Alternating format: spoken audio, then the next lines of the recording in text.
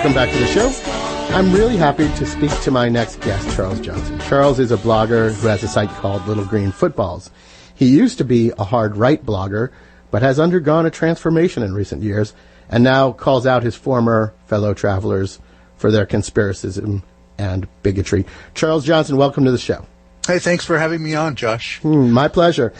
Folks, you can follow Charles on Twitter, and I recommend it. He's a very good follow, at Lizardoid. That's Lizardoid. Charles, I'll be honest, I used to find you kind of terrifying, not in a personal way, but as a prominent member of this group of so-called war bloggers.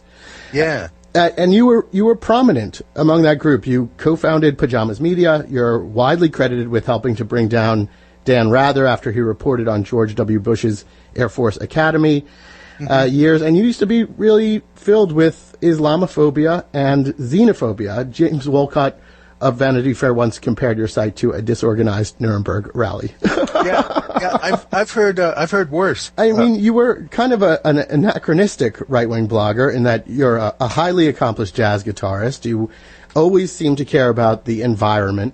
What were your politics like on September 10th or during the Clinton years? You know, my politics, in one sense, didn't change because even when I started to be sort of associated with more right-wing kinds of blogs and that whole milieu, I was still what you would call a social liberal. I never really went in for the religious rights stuff, and in fact, you know, the rising importance and power of those kind of people in the Republican Party is one of the reasons why I finally had to just go elsewhere.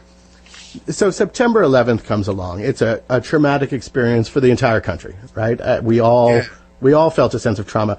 Looking back, would you say that, you know, you kind of snapped, or is that unfair? Well, you know, in a sense, I guess you could say that because it really did hit me hard. I grew up in New York, and you know, I was actually interested in architecture and kind of followed the construction of the World Trade Center, you know, and it sort of helped add a real kind of personal connection to the area, and you know, so it really kind of hit me hard. I don't know if I snapped so much as I wanted to really learn a lot about what was going on, and so I tend to really focus real intensely on things when I get interested, and that's what I did with the blog at that point. I really started to focus on fundamentalist Islam and radical Islam. You know, and then over the years, I mean, it's a long story, but you know, I began to be involved with people like Robert Spencer and Frank Gaffney and people like this, who, if I had known some of the things I know about them now, I'd like to think I wouldn't have been associated with them. But you know, you live and you learn, I guess. Right. Yeah, you know, the thing that I think. You were a very early entrant into the blogging world. By the time I started reading blogs, which was maybe in 2002 or 2003, you were very much like Robert Spencer, using this method common to people who have a real fear of Islam, which is finding examples of Muslims doing terrible things, and then at least implying, if not stating outright, that these horrific anecdotes represented the Muslim community writ large. That's a fair criticism, and that's one of the reasons why I've changed my focus so much, is because I realized that to be true. So, you know, at that point I had to say to myself, you know, I shouldn't really, this doesn't make sense, knowing what I know now about some of the motivations of people like Spencer and the like. And, so that's one of the big reasons why I've changed the focus of my blog. But just to be clear, you know, I was never really known as a right-winger until after the September 11 attacks. On my blog, there were in fact some pretty harsh criticisms of George W. Bush prior to the 2000 elections. Right. And I didn't vote for him. So Right.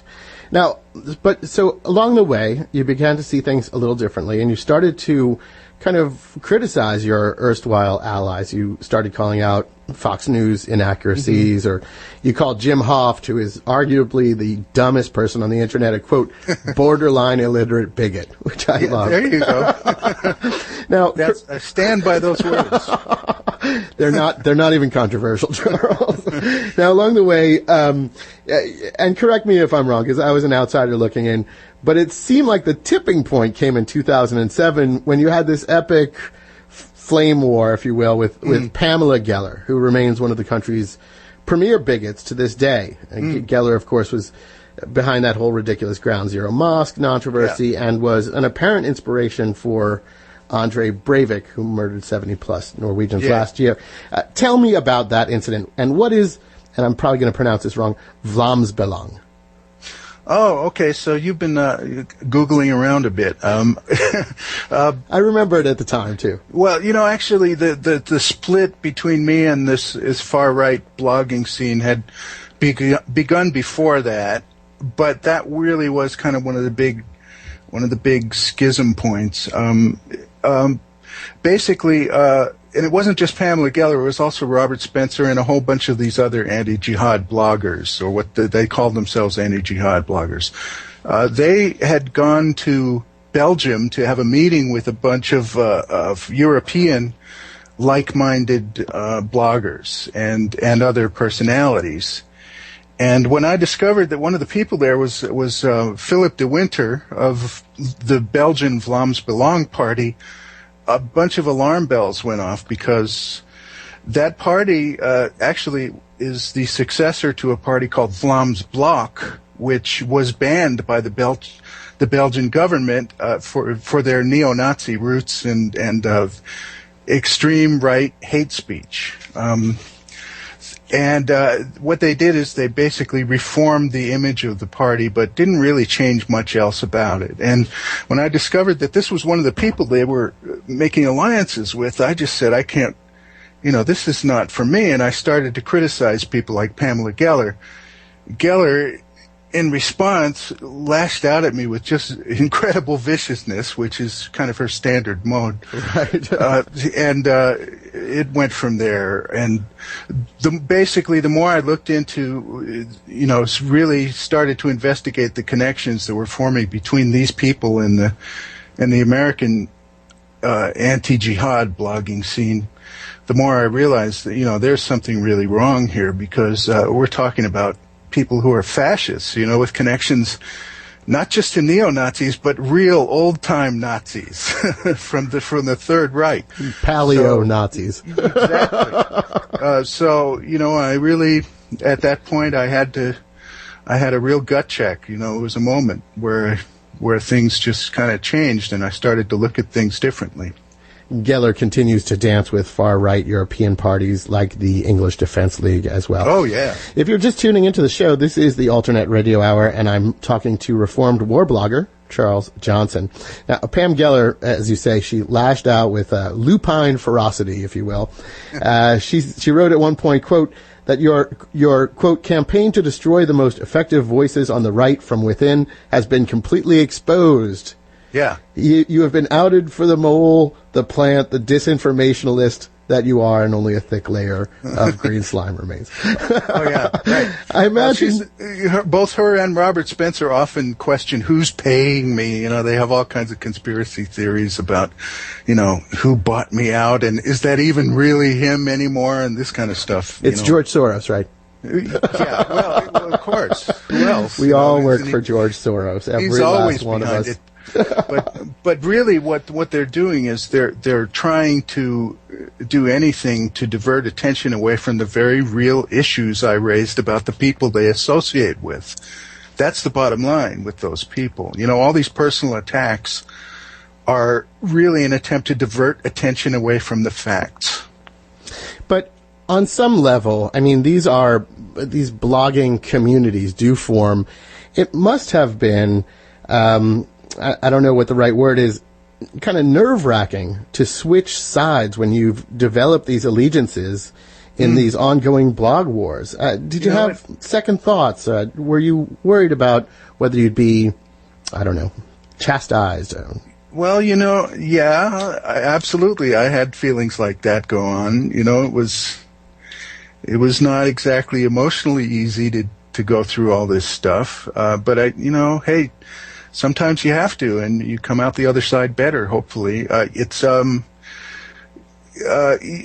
I've also, I've always looked at my blog not as a place to be the most popular place. Believe it or not, I try not to do things that are just to make my blog more popular on purpose. What I'm trying to do is to be as honest and straightforward and factual as I can with what I report.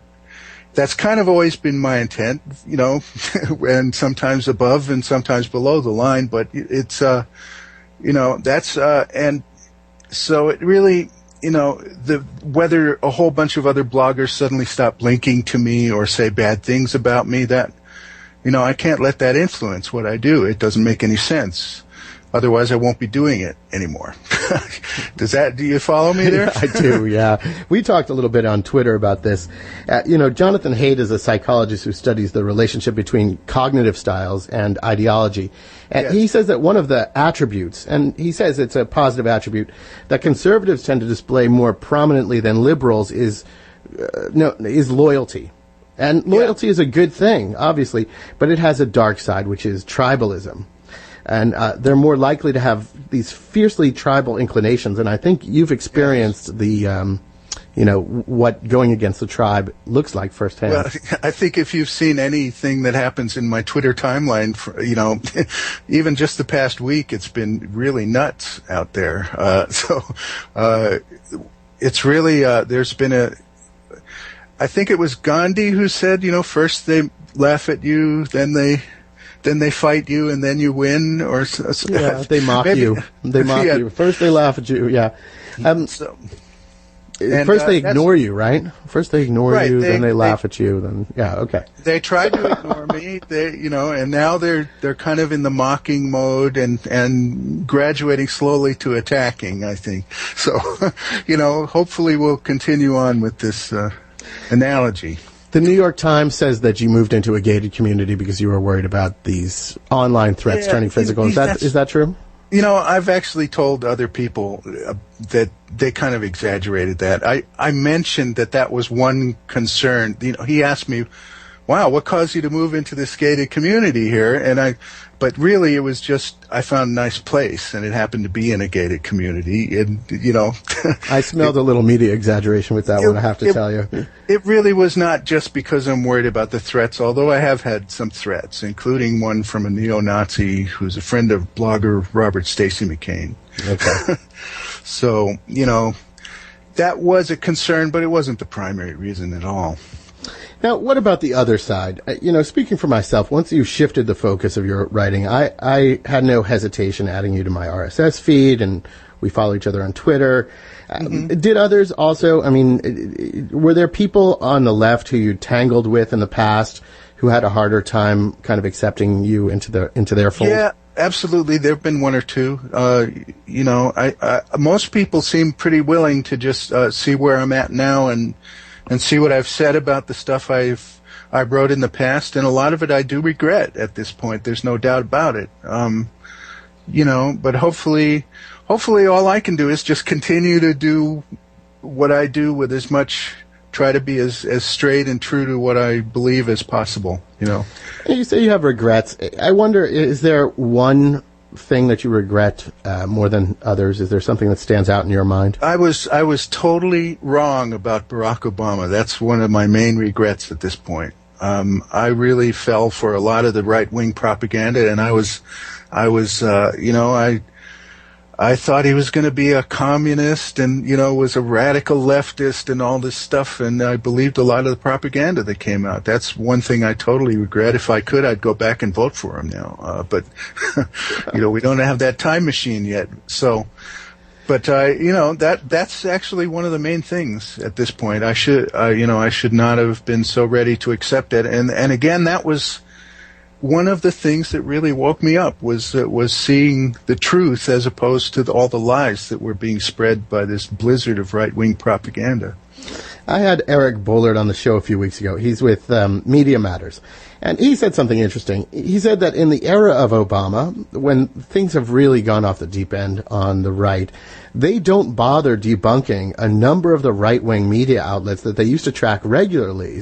Because he said, they've become so transparently crazy that nobody pays attention to them anymore. That's a great point. And sometimes I actually stop myself from copying, or covering that kind of stuff too, because it really does seem like just another crazy, absurd thing. At this point, they're so far out there. I mean, there's absolutely no concern for reality at all on some of these blogs. Now, and they never back down and never correct anything. No, they certainly don't. The Breitbarts, my goodness, they will not correct anything. Yep. Now, so I wonder, do you think that their influence has truly waned? We saw Mitt Romney court a bunch of right-wing bloggers this week. Yeah. I think the influence, it's an interesting thing. It's hard to measure, but the effects of the Tea Party on the Republican Party, that was definitely exacerbated by the right-wing blogs. I don't really know how much of that Mitt Romney meeting was just pandering and how much of it was genuine attempt to curry favor with the base. It seems kind of weird that some of the people that they invited, I don't know if they really know the background of them or not. Some of the ones who truly hate Mitt Romney. Some of these people have just been incredibly vicious toward Romney. So I'd feel odd about sitting down and like, hey, how you guys doing? Glad handing them after stuff like that. But, whatever, that's politics. Yes, it is. Charles Johnson, thank you so much for taking the time to talk to us today. I really appreciate it. You bet, Josh. Thanks a lot. That was Charles Johnson. You can read his work at Little Green Footballs. You can follow him on Twitter at Lizardoid.